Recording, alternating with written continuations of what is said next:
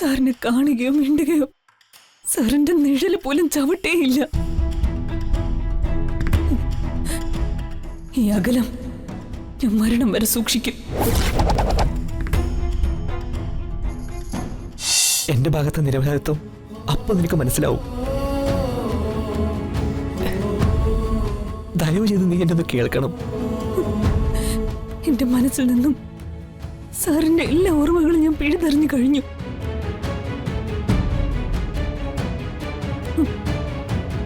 നമുക്ക് അർഹതയില്ലാത്ത കാര്യങ്ങളിൽ നമ്മൾ ഒരിക്കലും മോഹങ്ങൾ വെച്ച് പുലർത്താൻ പാടില്ല സർ.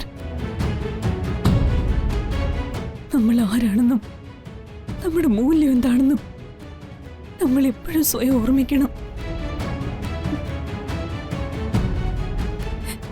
സാറ് സ്വർണ്ണക്കരണ്ടിയായിട്ട് ജനിച്ച രാജകുമാരനാ. ഞാനോ പ്ലാവിലെ കൊമ്പില് വെറും ഒരു നേരം മാത്രം പഴങ്കഞ്ഞി കുടിച്ച് വിഷപ്പടക്കിയവള്. സ്വർണവും മണ്ണും തമ്മില് എങ്ങനെ ചേരും സർ?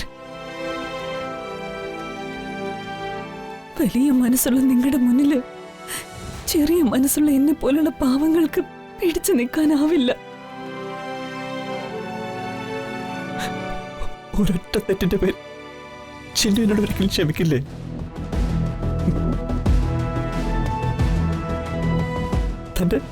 തന്റെ ജീവിതത്തിൽ തന്നെ എന്നേക്കുമായി തള്ളിക്കളയണം.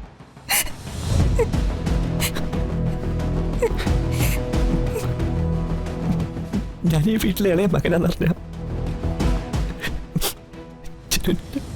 ചിന്നുവിന്റെ സ്നേഹം കുറഞ്ഞു പോകുന്ന ഞാൻ ഓർത്തു. അതുകൊണ്ടാണ് ഞാൻ. സാറേ, നിങ്ങളുടെ ഭാര്യയാകാൻ പോകുന്ന ആ മന്ത്രിപുത്രിയുടെ പരിഹാസം വരെ കേട്ടവളാ ഞാൻ. വേറൊരു വേലക്കാരി എന്നെ എന്റെ വഴിക്ക് വിട്ടേരെ.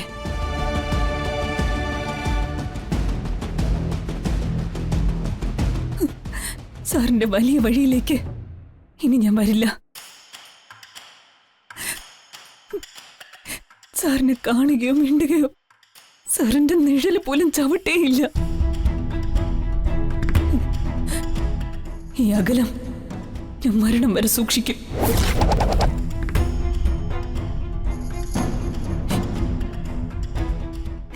അറിയാതെയാണെങ്കിലും അതിമോഹം കാരണം സ്വന്തം ജീവിതവും സ്വപ്നങ്ങളും കരിഞ്ഞു പോയ ഒരു പാവം വേലക്കാരിയുടെ അവസാനത്തെ യാചനയായത്.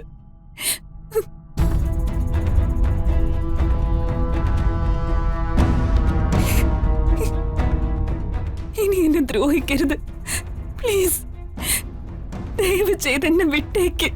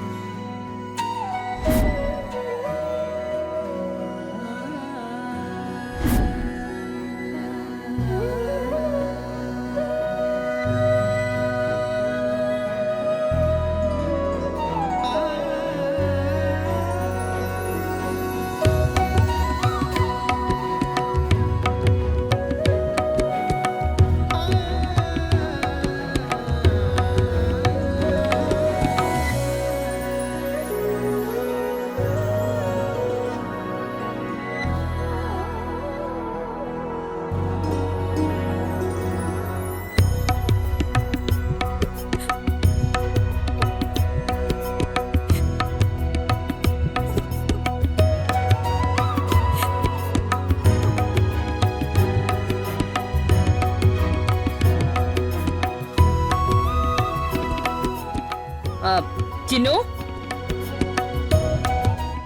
ചിന്നു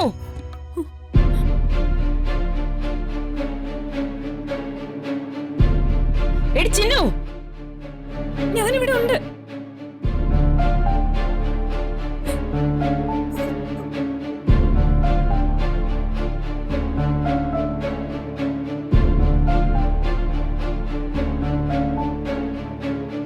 അകത്താണ് ചടങ്ങുകള്, പുറത്തല്ല. ചന്ദ്രലേഖയും സീതയും ഇവിടെ നിൽക്കുന്നത് കണ്ടില്ലേ? നീ മാത്രം എന്തിനാ പുറത്തു പോയി നിൽക്കുന്നത്? നീ ഇവിടെ വേണം, പല ആവശ്യങ്ങളും വരും. ഞാൻ എന്താ ചെയ്യേണ്ടത് മാഡം? എല്ലാ കാര്യങ്ങളും പറഞ്ഞല്ല ചെയ്യുന്നത്, ചിലതൊക്കെ കണ്ടറിഞ്ഞു ചെയ്യണം.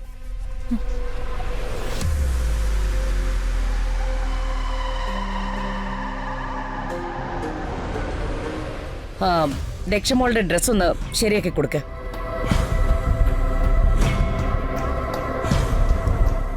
അത് ആകെ അലങ്കോലമായിട്ട് കിടക്കുന്നത് കണ്ടില്ലേ? വേഗം ചെല്ല്. ഇതിനു വേണ്ടിയാണോ നീ ചിന്നുവിനെ വിളിച്ചത്? ഞാൻ വിചാരിച്ചു വേറെന്തോ കാര്യത്തിനാണെന്ന്. രമാദേവിയും മറ്റുള്ളവരും തമ്മിലുള്ള വ്യത്യാസം അതാ.